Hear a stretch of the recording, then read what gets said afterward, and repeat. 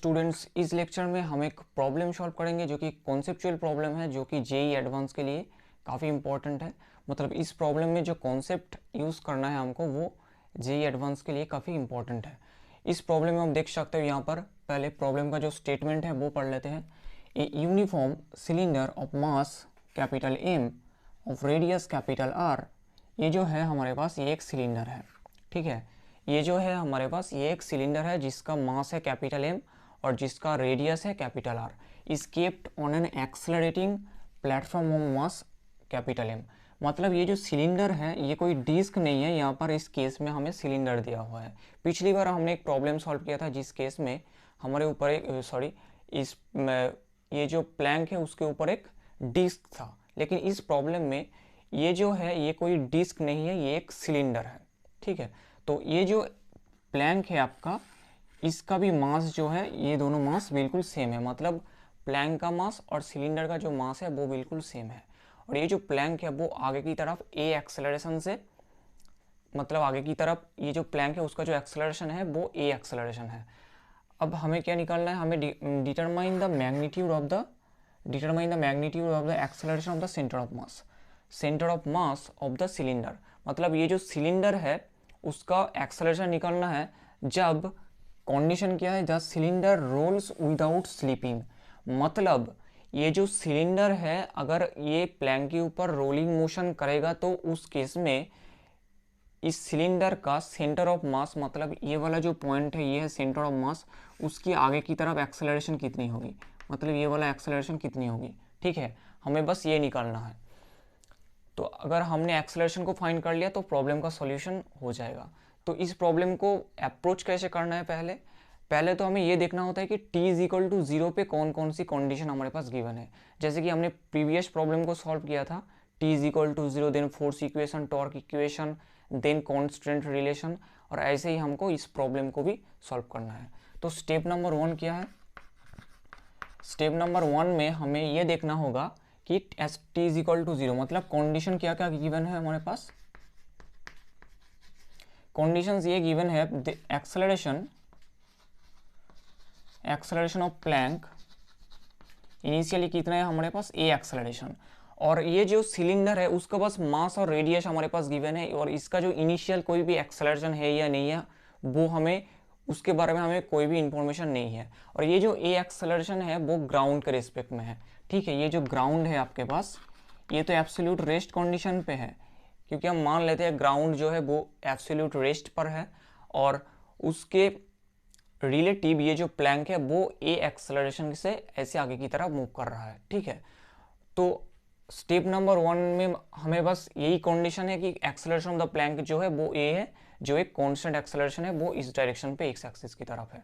मतलब ये वाला जो एक्सिस है वाई एक्सिस और ये वाला जो एक्सिस है वो एक्स एक्सिस। ठीक है, तो दूसरा स्टेप क्या होगा, स्टेप नंबर 2 हमारे पास ये होगा कि फ्री बॉडी डायग्राम को हमें ड्रॉ करना होगा, एफ बी डी। अब एफ बी डी कैसे ड्रॉ करना है, मतलब ये वाला जो प्लैंक है, और हाँ यहाँ पर आपको ये याद रखना है, ओके एफ बी डी पहले ड्रॉ कर लेते हैं। मतलब ये वाला जो यहाँ पर भी कोफिशिएंट ऑफ फ्रिक्शन म्यू होगा, क्योंकि ये वाला जो सरफेस है वो भी एक रफ सरफेस है। ठीक है, अदरवाइज तो स्लाइडिंग आ जाएगा। मतलब ये एब्सोल्यूट, तो ये वाला जो सरफेस है वो बिल्कुल भी वो रफ सरफेस होना चाहिए, तो कोफिशिएंट ऑफ फ्रिक्शन जो होगा वो म्यू आएगा। मतलब ये वाला जो सरफेस होगा वो एक रफ सरफेस होगा। ठीक है, और इसको मान लेते हैं कि कोफिशिएंट ऑफ फ्रिक्शन जो है वो म्यू है।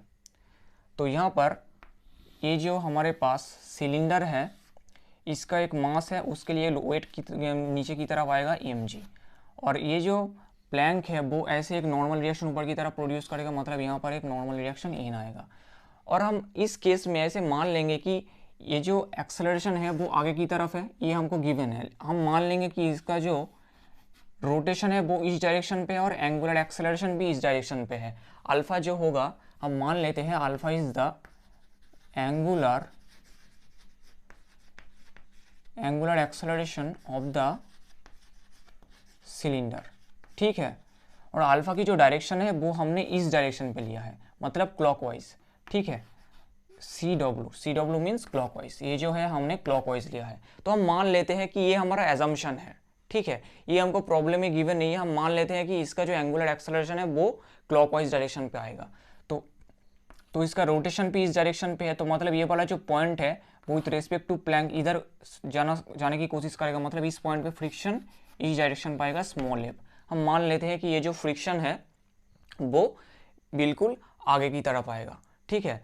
तो यहाँ पर और कोई भी फोर्सेस नहीं है सिलेंडर के ऊपर, और ये जो प्लैंक है, अगर आप प्लैंक के लिए इक्वेशन ऑफ मोशन को लिखना चाहते हो तो यहाँ पर प्लैंक का जो खुद का वेट आएगा mg, इसके ऊपर एक ये जो सिलेंडर रखा हुआ है इसका भी वेट आएगा, ठीक है। और प्लैंक की जो आगे की तरफ एक्सेलरेशन है ये एक्सेलरेशन है, और यहाँ पर पीछे की तरफ फ्रिक्शन फोर्स, ये जो है एक्शन रिएक्शन पेयर, वो पीछे की तरफ आ जाएगा, ये प्लैंक के लिए है। लेकिन ये उतना भी इम्पोर्टेंट नहीं है, क्योंकि हमें जो है फ्री बॉडी डायग्राम जो है वो सिलेंडर के लिए ड्रॉ करना है, क्योंकि हमें एक्सेलरेशन फाइंड करना है, ये जो सेंटर ऑफ मास है सिलेंडर का, जब ये रोलिंग मोशन करेगा तब उसका एक्सेलरेशन हमें फाइंड करना है, ठीक है। तो एबीडी हमने ड्रॉ कर लिया। स्टेप नंबर 3 क्या होता है, write the equation of motion, write the equation of motion. तो इक्वेशन ऑफ मोशन को कैसे लिखना है, मतलब न्यूटन्स सेकेंड लॉ हमको अप्लाई करना है, summation of F X is equal to total mass times acceleration. अब मान लेते हैं ये जो एक्सेलरेशन होगा सिलेंडर का जो एक्सेलरेशन होगा जब रोलिंग स्टार्ट हो जाएगा, तो उसको मान लेते हैं ए सी। सो ए सी क्या है हमारे पास, this is the acceleration of the cylinder, acceleration of the cylinder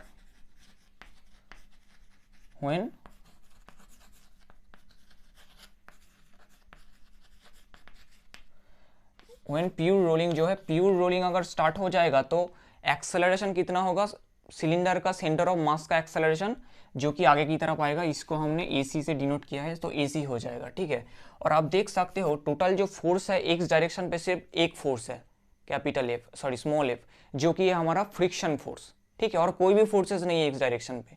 mg तो नीचे की तरफ है और ये जो नॉर्मल रिएक्शन है वो ऊपर की तरफ है, तो यहाँ पर सिर्फ एक फोर्स है जो एक्स डायरेक्शन पे है, जो कि है फ्रिक्शनल फोर्स स्मॉल एफ।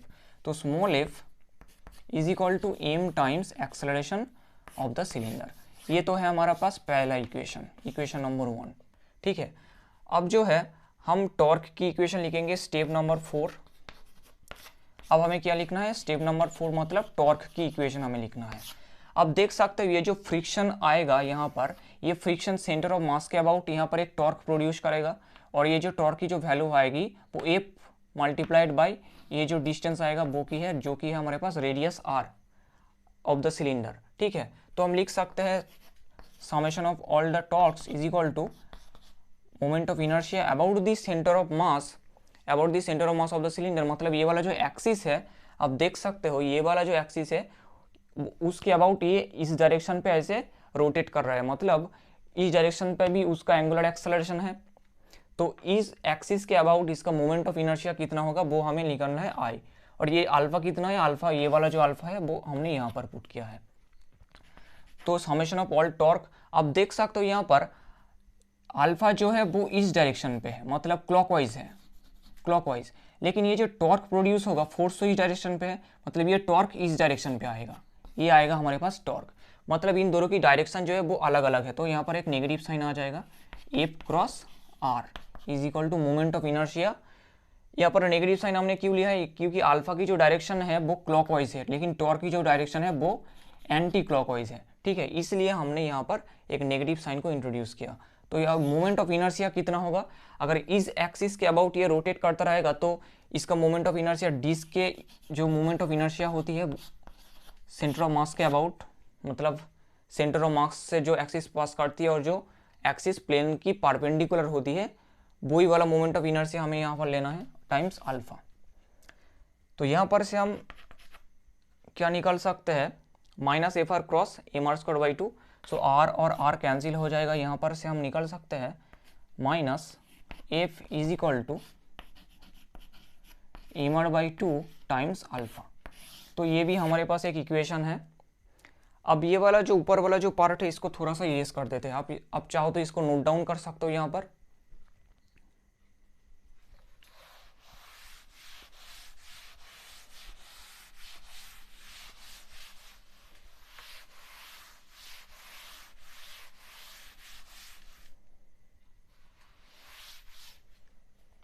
तो ये जो वाला जो इक्वेशन है उसको इधर लिख लेते हैं। फ्रिक्शन फोर्स कितना है, M times acceleration of the centre of mass, और यहाँ पर माइनस एफ कितना है हमारे पास, minus F is equal to M R by 2 times alpha. ठीक है, ये दोनों इक्वेशन हमारे पास है। अब हमें क्या करना है, अब हमें ये निकालना है कांस्टेंट रिलेशन कैसे होगा।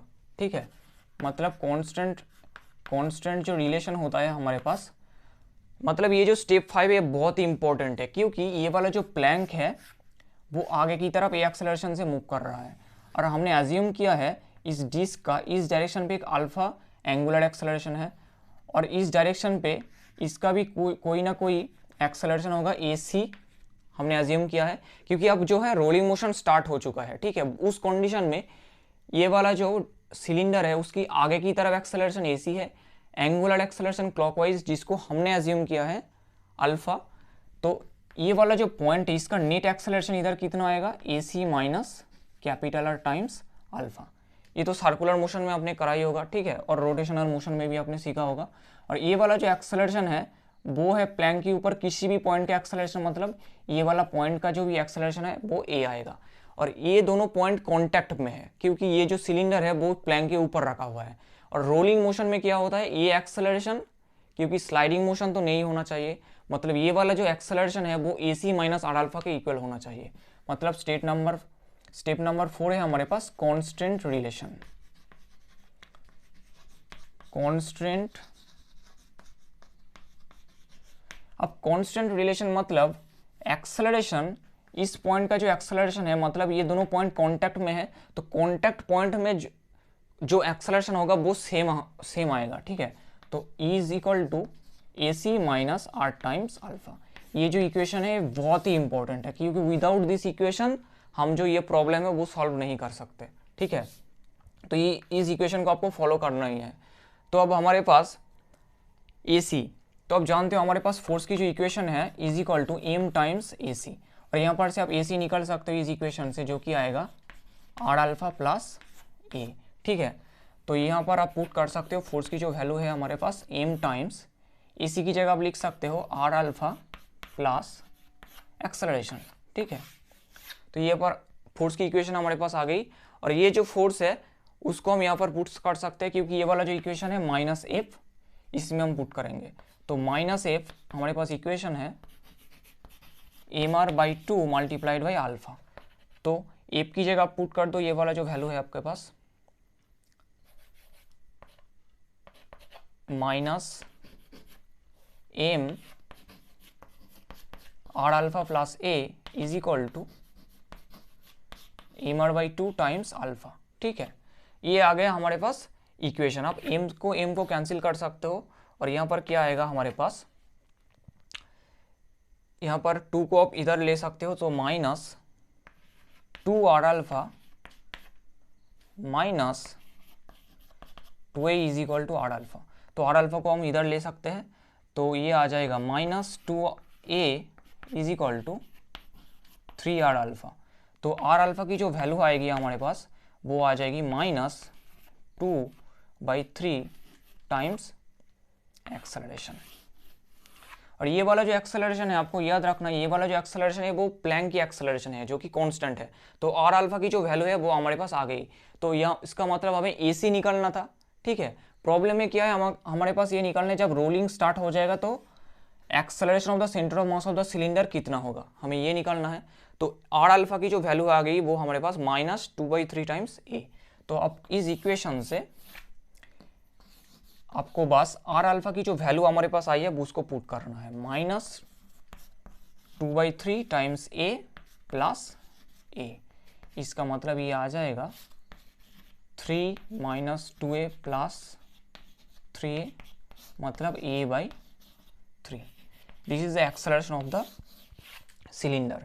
मतलब अगर ये सिलेंडर रोलिंग मोशन करेगा without sleeping on the platform, ये जो प्लेटफॉर्म है मतलब ये जो प्लैंक है उसके ऊपर रोलिंग मोशन करेगा, तो सेंटर ऑफ मास की जो एक्सेलरेशन होगी जो कि हमारे पास इस डायरेक्शन पे होगी, एक्स एक्सिस डायरेक्शन पे, उसकी वैल्यू होगी A/3। मतलब प्लैंक की जो एक्सेलरेशन है उसकी 1/3 हो जाएगी। ठीक है, तो ऐसे बस आपको ये जो स्टेप्स था हमने फॉलो किया और हमने प्रॉब्लम को सॉल्व किया। तो पहला स्टेप क्या था हमारे पास, t इक्वल टू 0 पे जितने भी कंडीशन हमको गिवन है उसको हमें देखना है।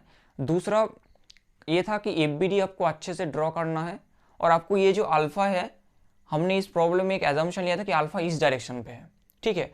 आप भी प्रॉब्लम में ऐसे कर सकते हो कि अल्फा की जो डायरेक्शन है वो आप एज्यूम कर लो, अगर अल्फा की डायरेक्शन किसी ऑपोजिट आएगी तो वो नेगेटिव आ जाएगी, ठीक है। लेकिन आपको प्रॉब्लम को ऐसे एज्यूम करके ही सॉल्व कर लेना है। और तीसरा जो था हमारे पास इक्वेशन ऑफ मोशन को लिखना, चौथा था टॉर्क इक्वेशन, और फिफ्थ जो स्टेप था वो था हमारे पास कांस्टेंट रिलेशन को लिखना, ठीक है। कांस्टेंट रिलेशन जो होती है हमारे पास, ये बहुत ही इंपॉर्टेंट है, क्योंकि इस इक्वेशन को हमें यूज़ करना है इस प्रॉब्लम को सॉल्व करने के लिए, ठीक है। ये बहुत ही इंपॉर्टेंट इक्वेशन है। तो कॉन्सेप्चुअल मतलब कॉन्सेप्चुअल वाला जो पार्ट था वो बिल्कुल ये वाला जो पार्ट था, acceleration of the contact point on the plank is equal to the acceleration of the contact point on the cylinder, ठीक है। इन दोनों पॉइंट का जो एक्सेलरेशन आएगा वो बिल्कुल सेम होना चाहिए, क्योंकि यहाँ पर रोलिंग मोशन स्टार्ट हो चुका है, ठीक है। तो रोलिंग मोशन के लिए ये प्लैंक और ये सिलेंडर के बीच में कोई भी स्लाइडिंग नहीं होनी चाहिए, क्योंकि इस केस में तो एक्सेलरेशन है, तो इस पॉइंट का एक्सेलरेशन और ये वाला जो पॉइंट है इसका भी एक्सेलरेशन बिल्कुल सेम होगा। तो वैसे ही आपको ऐसे इक्वेशन को पुट करके आप a/3 जो है ऐसे सॉल्व कर सकते हो।